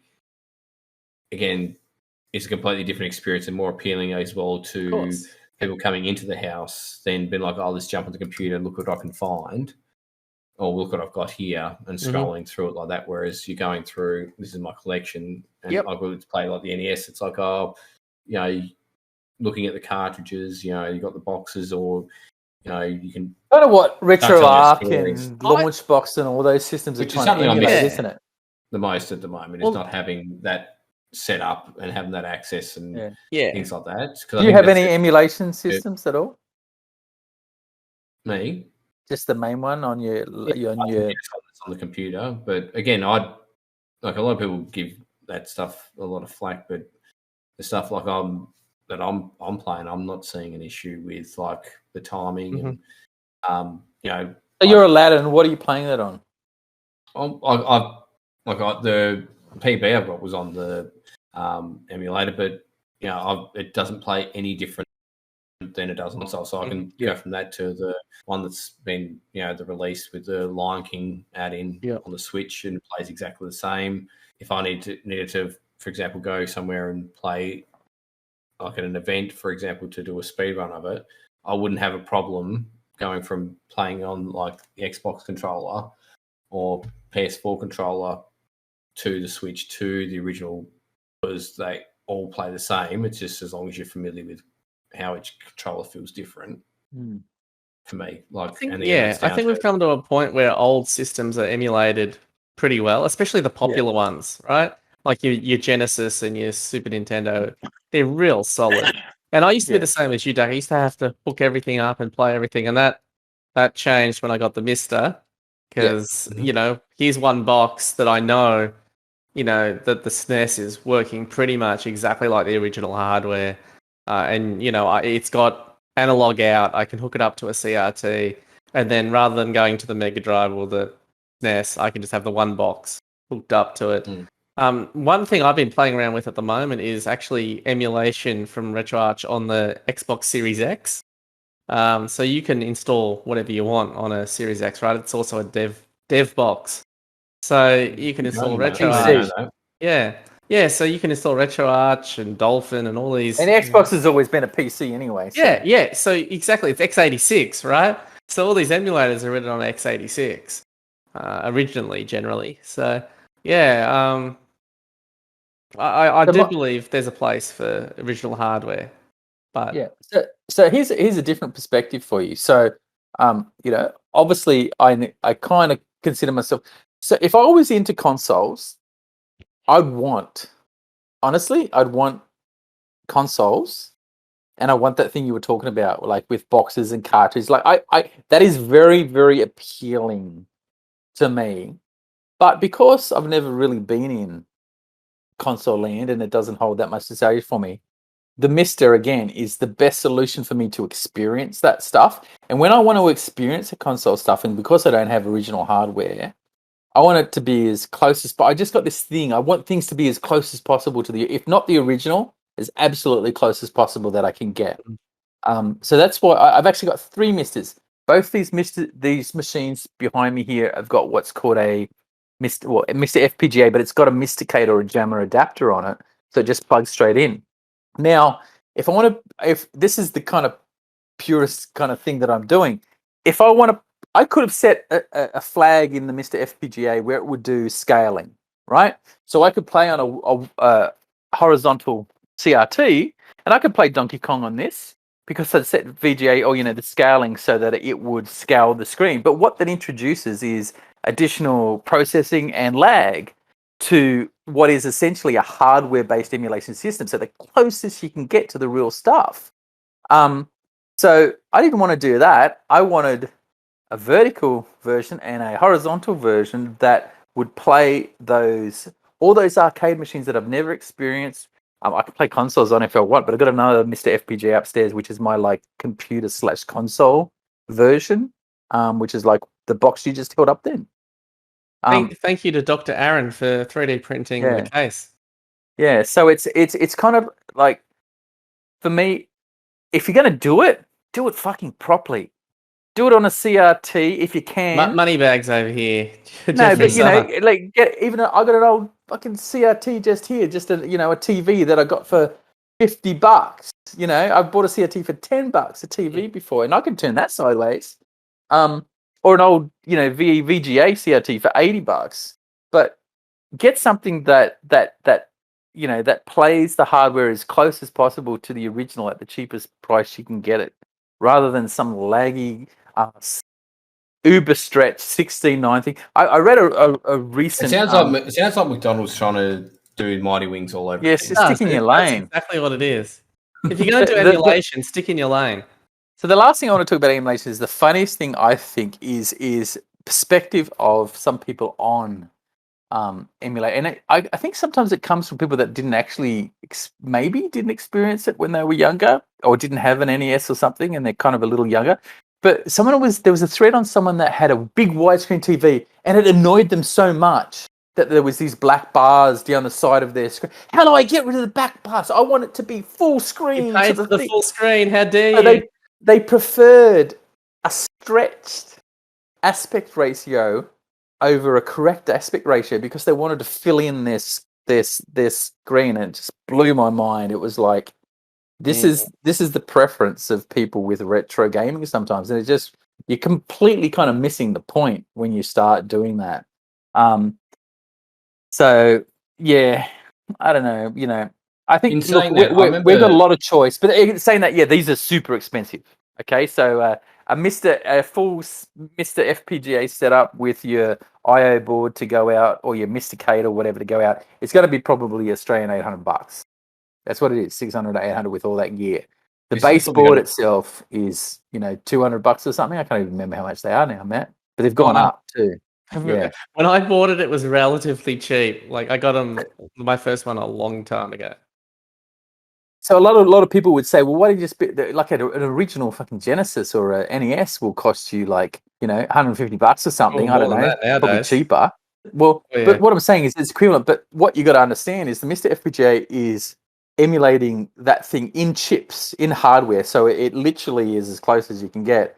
And you get an NES, and you get a SNES, and you get a Genesis, and you get a Neo Geo, and you get cave games, and you get arcade games, and you get Amigas. It is a one-stop solution for hardware emulation. So not serial software, hardware emulation of hardware. And to be honest, it's not perfect yet, but it will be. Once it gets to the maturity of something like MAME, it's going to be unstoppable. And there's going to be new FPGA hardware that comes out. Yeah. It's going to start to push into that 90s era. So some of the later cave games, I believe, have a real issue. And like, I don't think you can go past like PlayStation 1.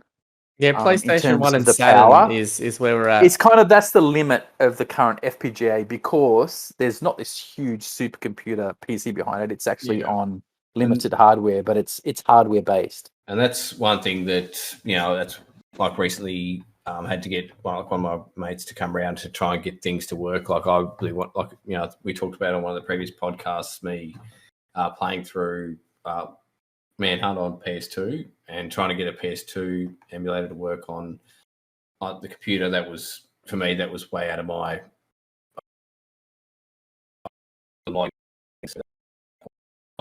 I needed the wings to come in to sort it out. Like I could find the ROMs, I could get the emulators, but I couldn't get them to sync up.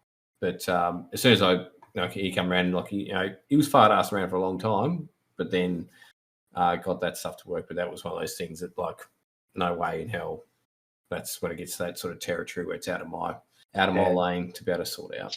You could buy a Windows PC. Just saying. I couldn't afford to. I think Macs are more expensive, just between you and me. Yeah. I had the money at the time. I don't have the money now. Okay, so on one of the previous podcasts, we had Geoff bring up one of the stories where he had actually been flown over to the US in regards to the his game development, and he went and met M Night Shyamalan in regards to a pre-screening of a particular franchise. So if you want to take away from here, Geoff. Yeah, so you remember me talking about Avatar franchise previously, and we were working with Nickelodeon to do the Last Airbender series.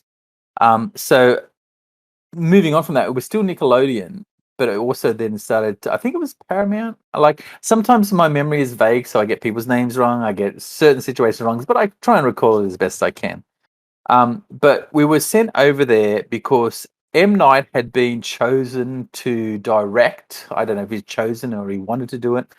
The Avatar live action film of the very successful Avatar: The Last Airbender animated series franchise from Nickelodeon, and he was having a pre-screening of his movie.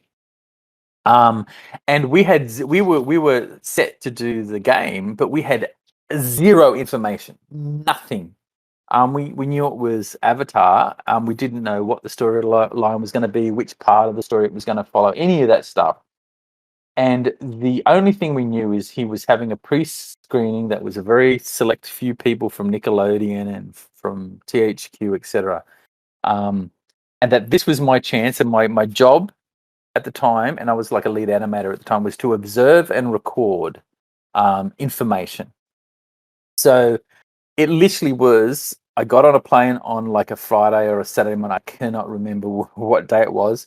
I flew 22 hours or however long it takes to get to LA, went to the hotel room, slept, got up in the morning, got a taxi to the Paramount studio, so it was Paramount. Went into, found the office that I had to go to, said, hey, I'm here for the pre-screening of the M. Night, Avatar thing with Nickelodeon, and I was supposed to meet up with one of the Nickelodeon guys. Yeah, I won't even say his name because why would we want to use names? But I waited in this office for hours, like classic sort of you see the Hollywood movies where someone comes to meet someone and they just sit them somewhere and leave them for hours at a time. That was what has happened. I just was tired as hell, so I waited for hours, and he came back. No. First of all, sorry, I'll get my story straight. I wasn't allowed in the screening, so that's the first thing. So I was waiting. He came in after the screening and said, it's all cancelled, we're not going to meet. And that's when I got uptight and said, look, I've just fucking flown. What am I going to get out of it? I didn't get to see the screening. How am I going to get information for the game, etc.? So they organised a meeting and they walked me through into a little room and sat me down. It was a big ass table, and I waited there for another 10 minutes, and then in walks these guys. Like, it was like a procession. One guy and then the next guy, and it must have been like M. Night's lawyer and his entourage just walked in this room, and then M. Night walked into the room, sat directly across the table from me. The Nickelodeon guy came, sat beside me, and he's got his head down like this. Like, he's not even looking at me, not looking at M. Night. Apparently in the screening, he had some huge argument with the director, and the director just didn't want to talk to this Nickelodeon guy anymore. It was just like, and that's why he wanted to sort of cancel the meeting. So he sits down in front of me and he goes, so tell me about your company. I'm like, what? What do you mean my company? I'm a lead animator. I was, I'm here to observe and get information about the movie. I was just about, and I kept looking at the guy next to me going, give me some information. His head down, not saying a thing. Coward. Well, pretty much. It really pissed me off. And so he said, okay, let me tell you about the tone of my movie. So he proceeded to, verbalize the tone of his movie and all this kind of, like, no information about the storyline, no information about anything, just about the tone of the movie and how he saw the universe. And I'm looking beside me down at this other guy going, are you fucking taking notes? How am I going to take notes if I'm supposed to be, I'm talking to him? Like, I'm not taking any notes. And then he promptly got up, walked out the door, and his entourage just left one at a time. I just fucking turned to this guy and was like, what the fuck was that? What the hell? And then I flew 22 hours, back to Australia, With nothing. to a studio that expected information. I could already called up and pre-warned him about the meeting, and I had nothing. We had absolutely nothing about this game, so we had to just start making shit up for this tie-in game. Needless to say, the movie I don't think did very well. No, and neither did the game. I guess his tone wasn't right. I guess. I mean, I remember watching that game. So what was the movie called? What was the actual movie called that M Night brought out? It was The Last Airbender. Yeah. In fact, he had a bit of an issue with the Avatar movie too. I think, I don't know if the movie was called Avatar: The Last Airbender or was just called The Last Airbender. I can't even remember, and honestly, I don't really care anymore. I'm looking up. So I'm looking M Night right Shyamalan. now. So this is the 2010 movie to have to be, yes, correct? All right. Yeah, it was just called The Last Airbender. He couldn't call Last it Avatar. Airbender. He couldn't use the Avatar. Yeah, James Cameron probably came over to his house and shook him really hard and said, "Do you know who I am?" The studio would have gone, "We don't give a shit what you want to do." James Cameron, Avatar. Yeah. So I'm going to bring up the reviews of that just quickly on the actual movie itself. So 5% on the Smartometer, and 30% audience score. I'm just going to try so I can find where the reviews are on this. I'm not very familiar with Rotten Tomatoes, so I'll just give you a sec. 120. Give us some choice tidbits. Let's have a look here. Well, he's looking it up, but the dev team did a bang up job with the graphics, and as much as we just done 3 games, so we kind of knew the license inside and out, and they made something that was a bit of an adventure. And I think eventually, some sort of information and pictures and stuff came through, but as far as I can recall, it was pretty blind. I went on to do Megamind. You remember Megamind, the movie? It's Big blue face guy. Will Ferrell.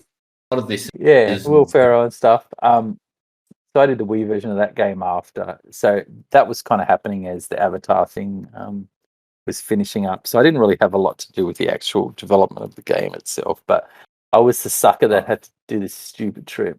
Dax disappeared. So while he's disappeared, I'm going to read the first quote from Rotten Tomatoes, which is, "A quite breathtakingly inept hodgepodge of vapid spirituality, playground chop socky, and visual effects that take 3D to an entirely new level, 0D." Yeah, exactly. So he's 3D. Yeah. Again, a lot of the reviews are very, very negative. Wow. This movie wasn't great. This movie ripped the heart and soul of this beloved series, from casting to dialogue. Don't even get me started on the kid who played Aang. Just terrible all around. But a positive story. The original show based on. Yeah, pretty much. You can imagine how that went down with the game. Don't even read the game reviews, I guess. I don't know. Yeah, but it doesn't matter how good the game is, right? Once the movie is tainted like that, because generally, I don't know what it's like for that one, but sometimes games wouldn't come out until after the movie. They wouldn't. Yeah, but you still got that massive fan base of Avatar fans. That's true, so, and they're going to buy it regardless. Yeah, they are. They're going to check it out. But the good thing about the Avatar series is, and my favorite story is, we went over to Jimmy Neutron. We went over and did sound recording in LA, which was cool. But we did it on the phone for the later Avatar movie, Into the Inferno.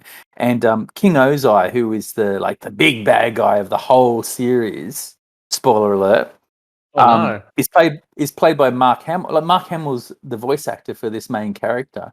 So the best part was a VO recording session where we got to not direct, but we gave him the script and let him do his thing.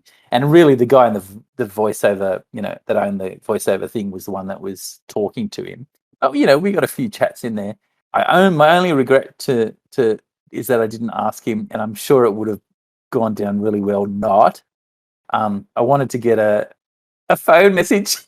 I wanted Mark Hamill do my phone message as Luke Skywalker or something. But anyway, or I didn't ask for it in the end. I wasn't that cringy. It just sounds like M. Night just didn't get it and didn't transition it well. No, he had his own idea what the tone was for. In fact, there was another trip after my trip, and that's where they got the information, where the lead artist and the producer went across to his ranch and had lunch with him where he proceeded to tell them kind of more.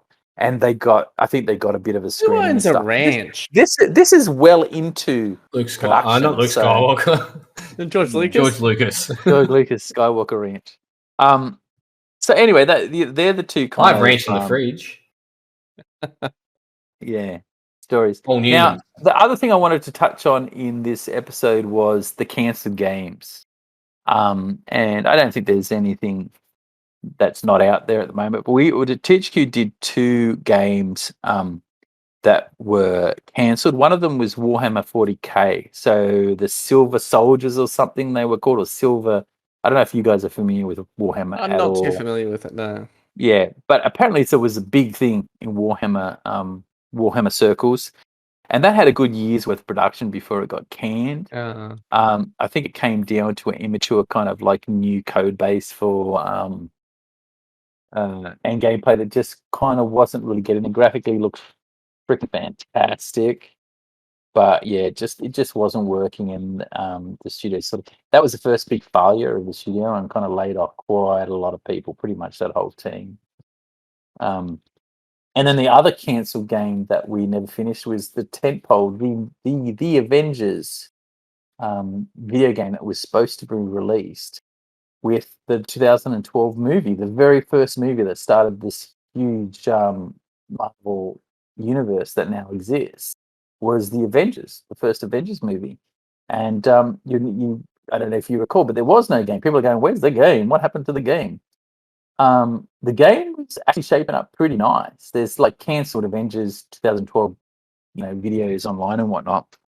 But it started out as a kind of like a third person, like all Marvel games kind of were at that time. They were like the third person where you got to see the superhero, and they went through landscape, destroying enemies and doing whatever they did with their powers. But the lead designer decided that he wanted to do, or the design director decided he wanted to do a first person version of that, which was not done before. It would still have the epic sort of finishing moves, like the camera would zoom out from the first person camera to see the character, and they'd do a big finishing move, and Hulk would smash things, and I think Captain America would do some athletic thing with his sword and whatnot. They wanted him to have a gun, but then they wouldn't allow it. He should have had a gun. I think Mr. Iron Man did his big fist sort of laser beam thing, which was allowed, and Thor had thunder and the axe. But it was all based on the Secret Invasion storyline. So Secret Invasion storyline was about Skrull invading, and there was going to be DLC with Hawkeye and Black Widow, I think, all this kind of stuff. And the problem was it was slow going development. THQ at the time were going through their tumultuous period. They just had a huge financial failure with the U-Draw tablet. Yeah, they tried to do a sort of like a peripheral tablet, and apparently there's warehouses full of these fucking things that never sold. They didn't quite pick up on the idea of doing handhelds. So the handheld, the people that were doing the handhelds, like that we literally helped to produce, like we had producers in-house working with Half Brick Studios, you would know. Yep. Jetpack, right?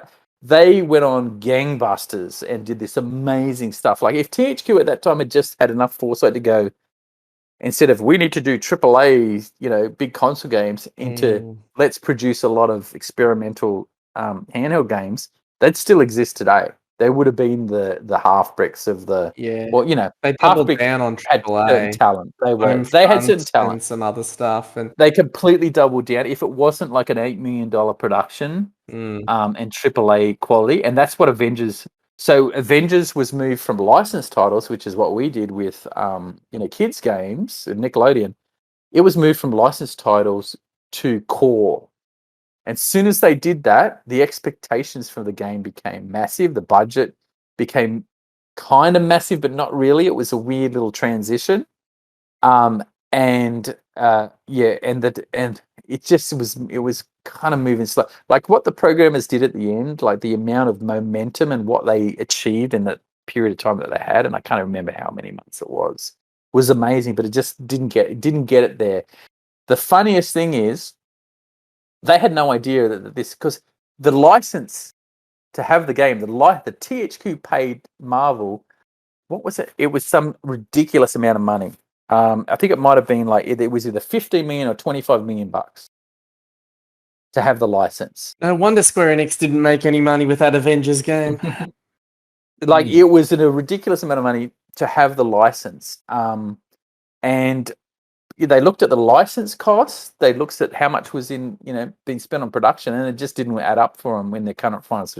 I believe. Look, I don't take my word 100%, but this is the gist I got. They looked at the cost of production, how much it would cost to finish, how much the license was. Imagine you have to make 25 million bucks before you actually, make Break any even. money on a game, break even. And they just saw no way in the fucking world we're going to break even. The funniest thing is, it was such a big franchise, such a big movie. They may have actually broken even. Just saw it through, yeah. But look, it's just one of those things that you never really know. You never really know.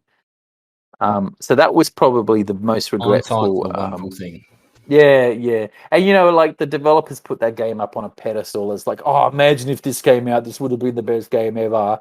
And I'd kind of go, I kind of played it, guys. I kind of know what it was. It was good. Was it AAA? Maybe if there was more invested in kind of story and visuals, but it was a brawler. It was a first-person brawler.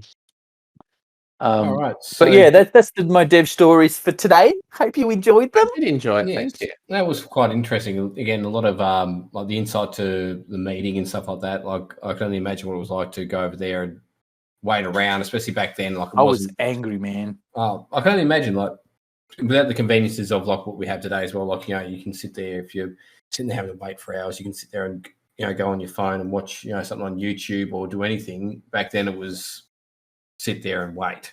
Yep. Like, that needs to be taken into account. It's not like it is today. Like with no information. Like I get up and ask the reception, have you heard anything? Oh no. And then, you can't imagine. And I was so pissed off and the biggest thing I was stressing about is what is my boss going to say when I call him up and tell him that I've got nothing? I've just flown to the States, spent all this money. Yeah, no, it's not. And that he was great. Like, he's a great producer. I'm John Cartwright, his name, by the way. He still produces games. Get him on the podcast. I should do. Yeah. He'd have some stories to tell. We'd have some cash then. He was my mentor for a long time in terms of production stuff. But anyway, that's it. That's it from me.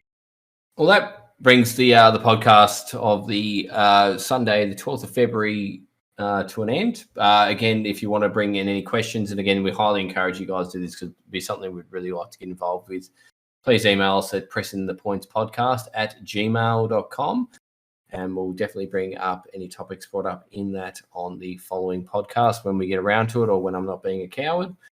And from everyone that's here, we'd like to say a big thank you for listening, and that's it. Thanks for watching. Bye for now. Yitta. That's thank all, you, Mother, folks. for the fish.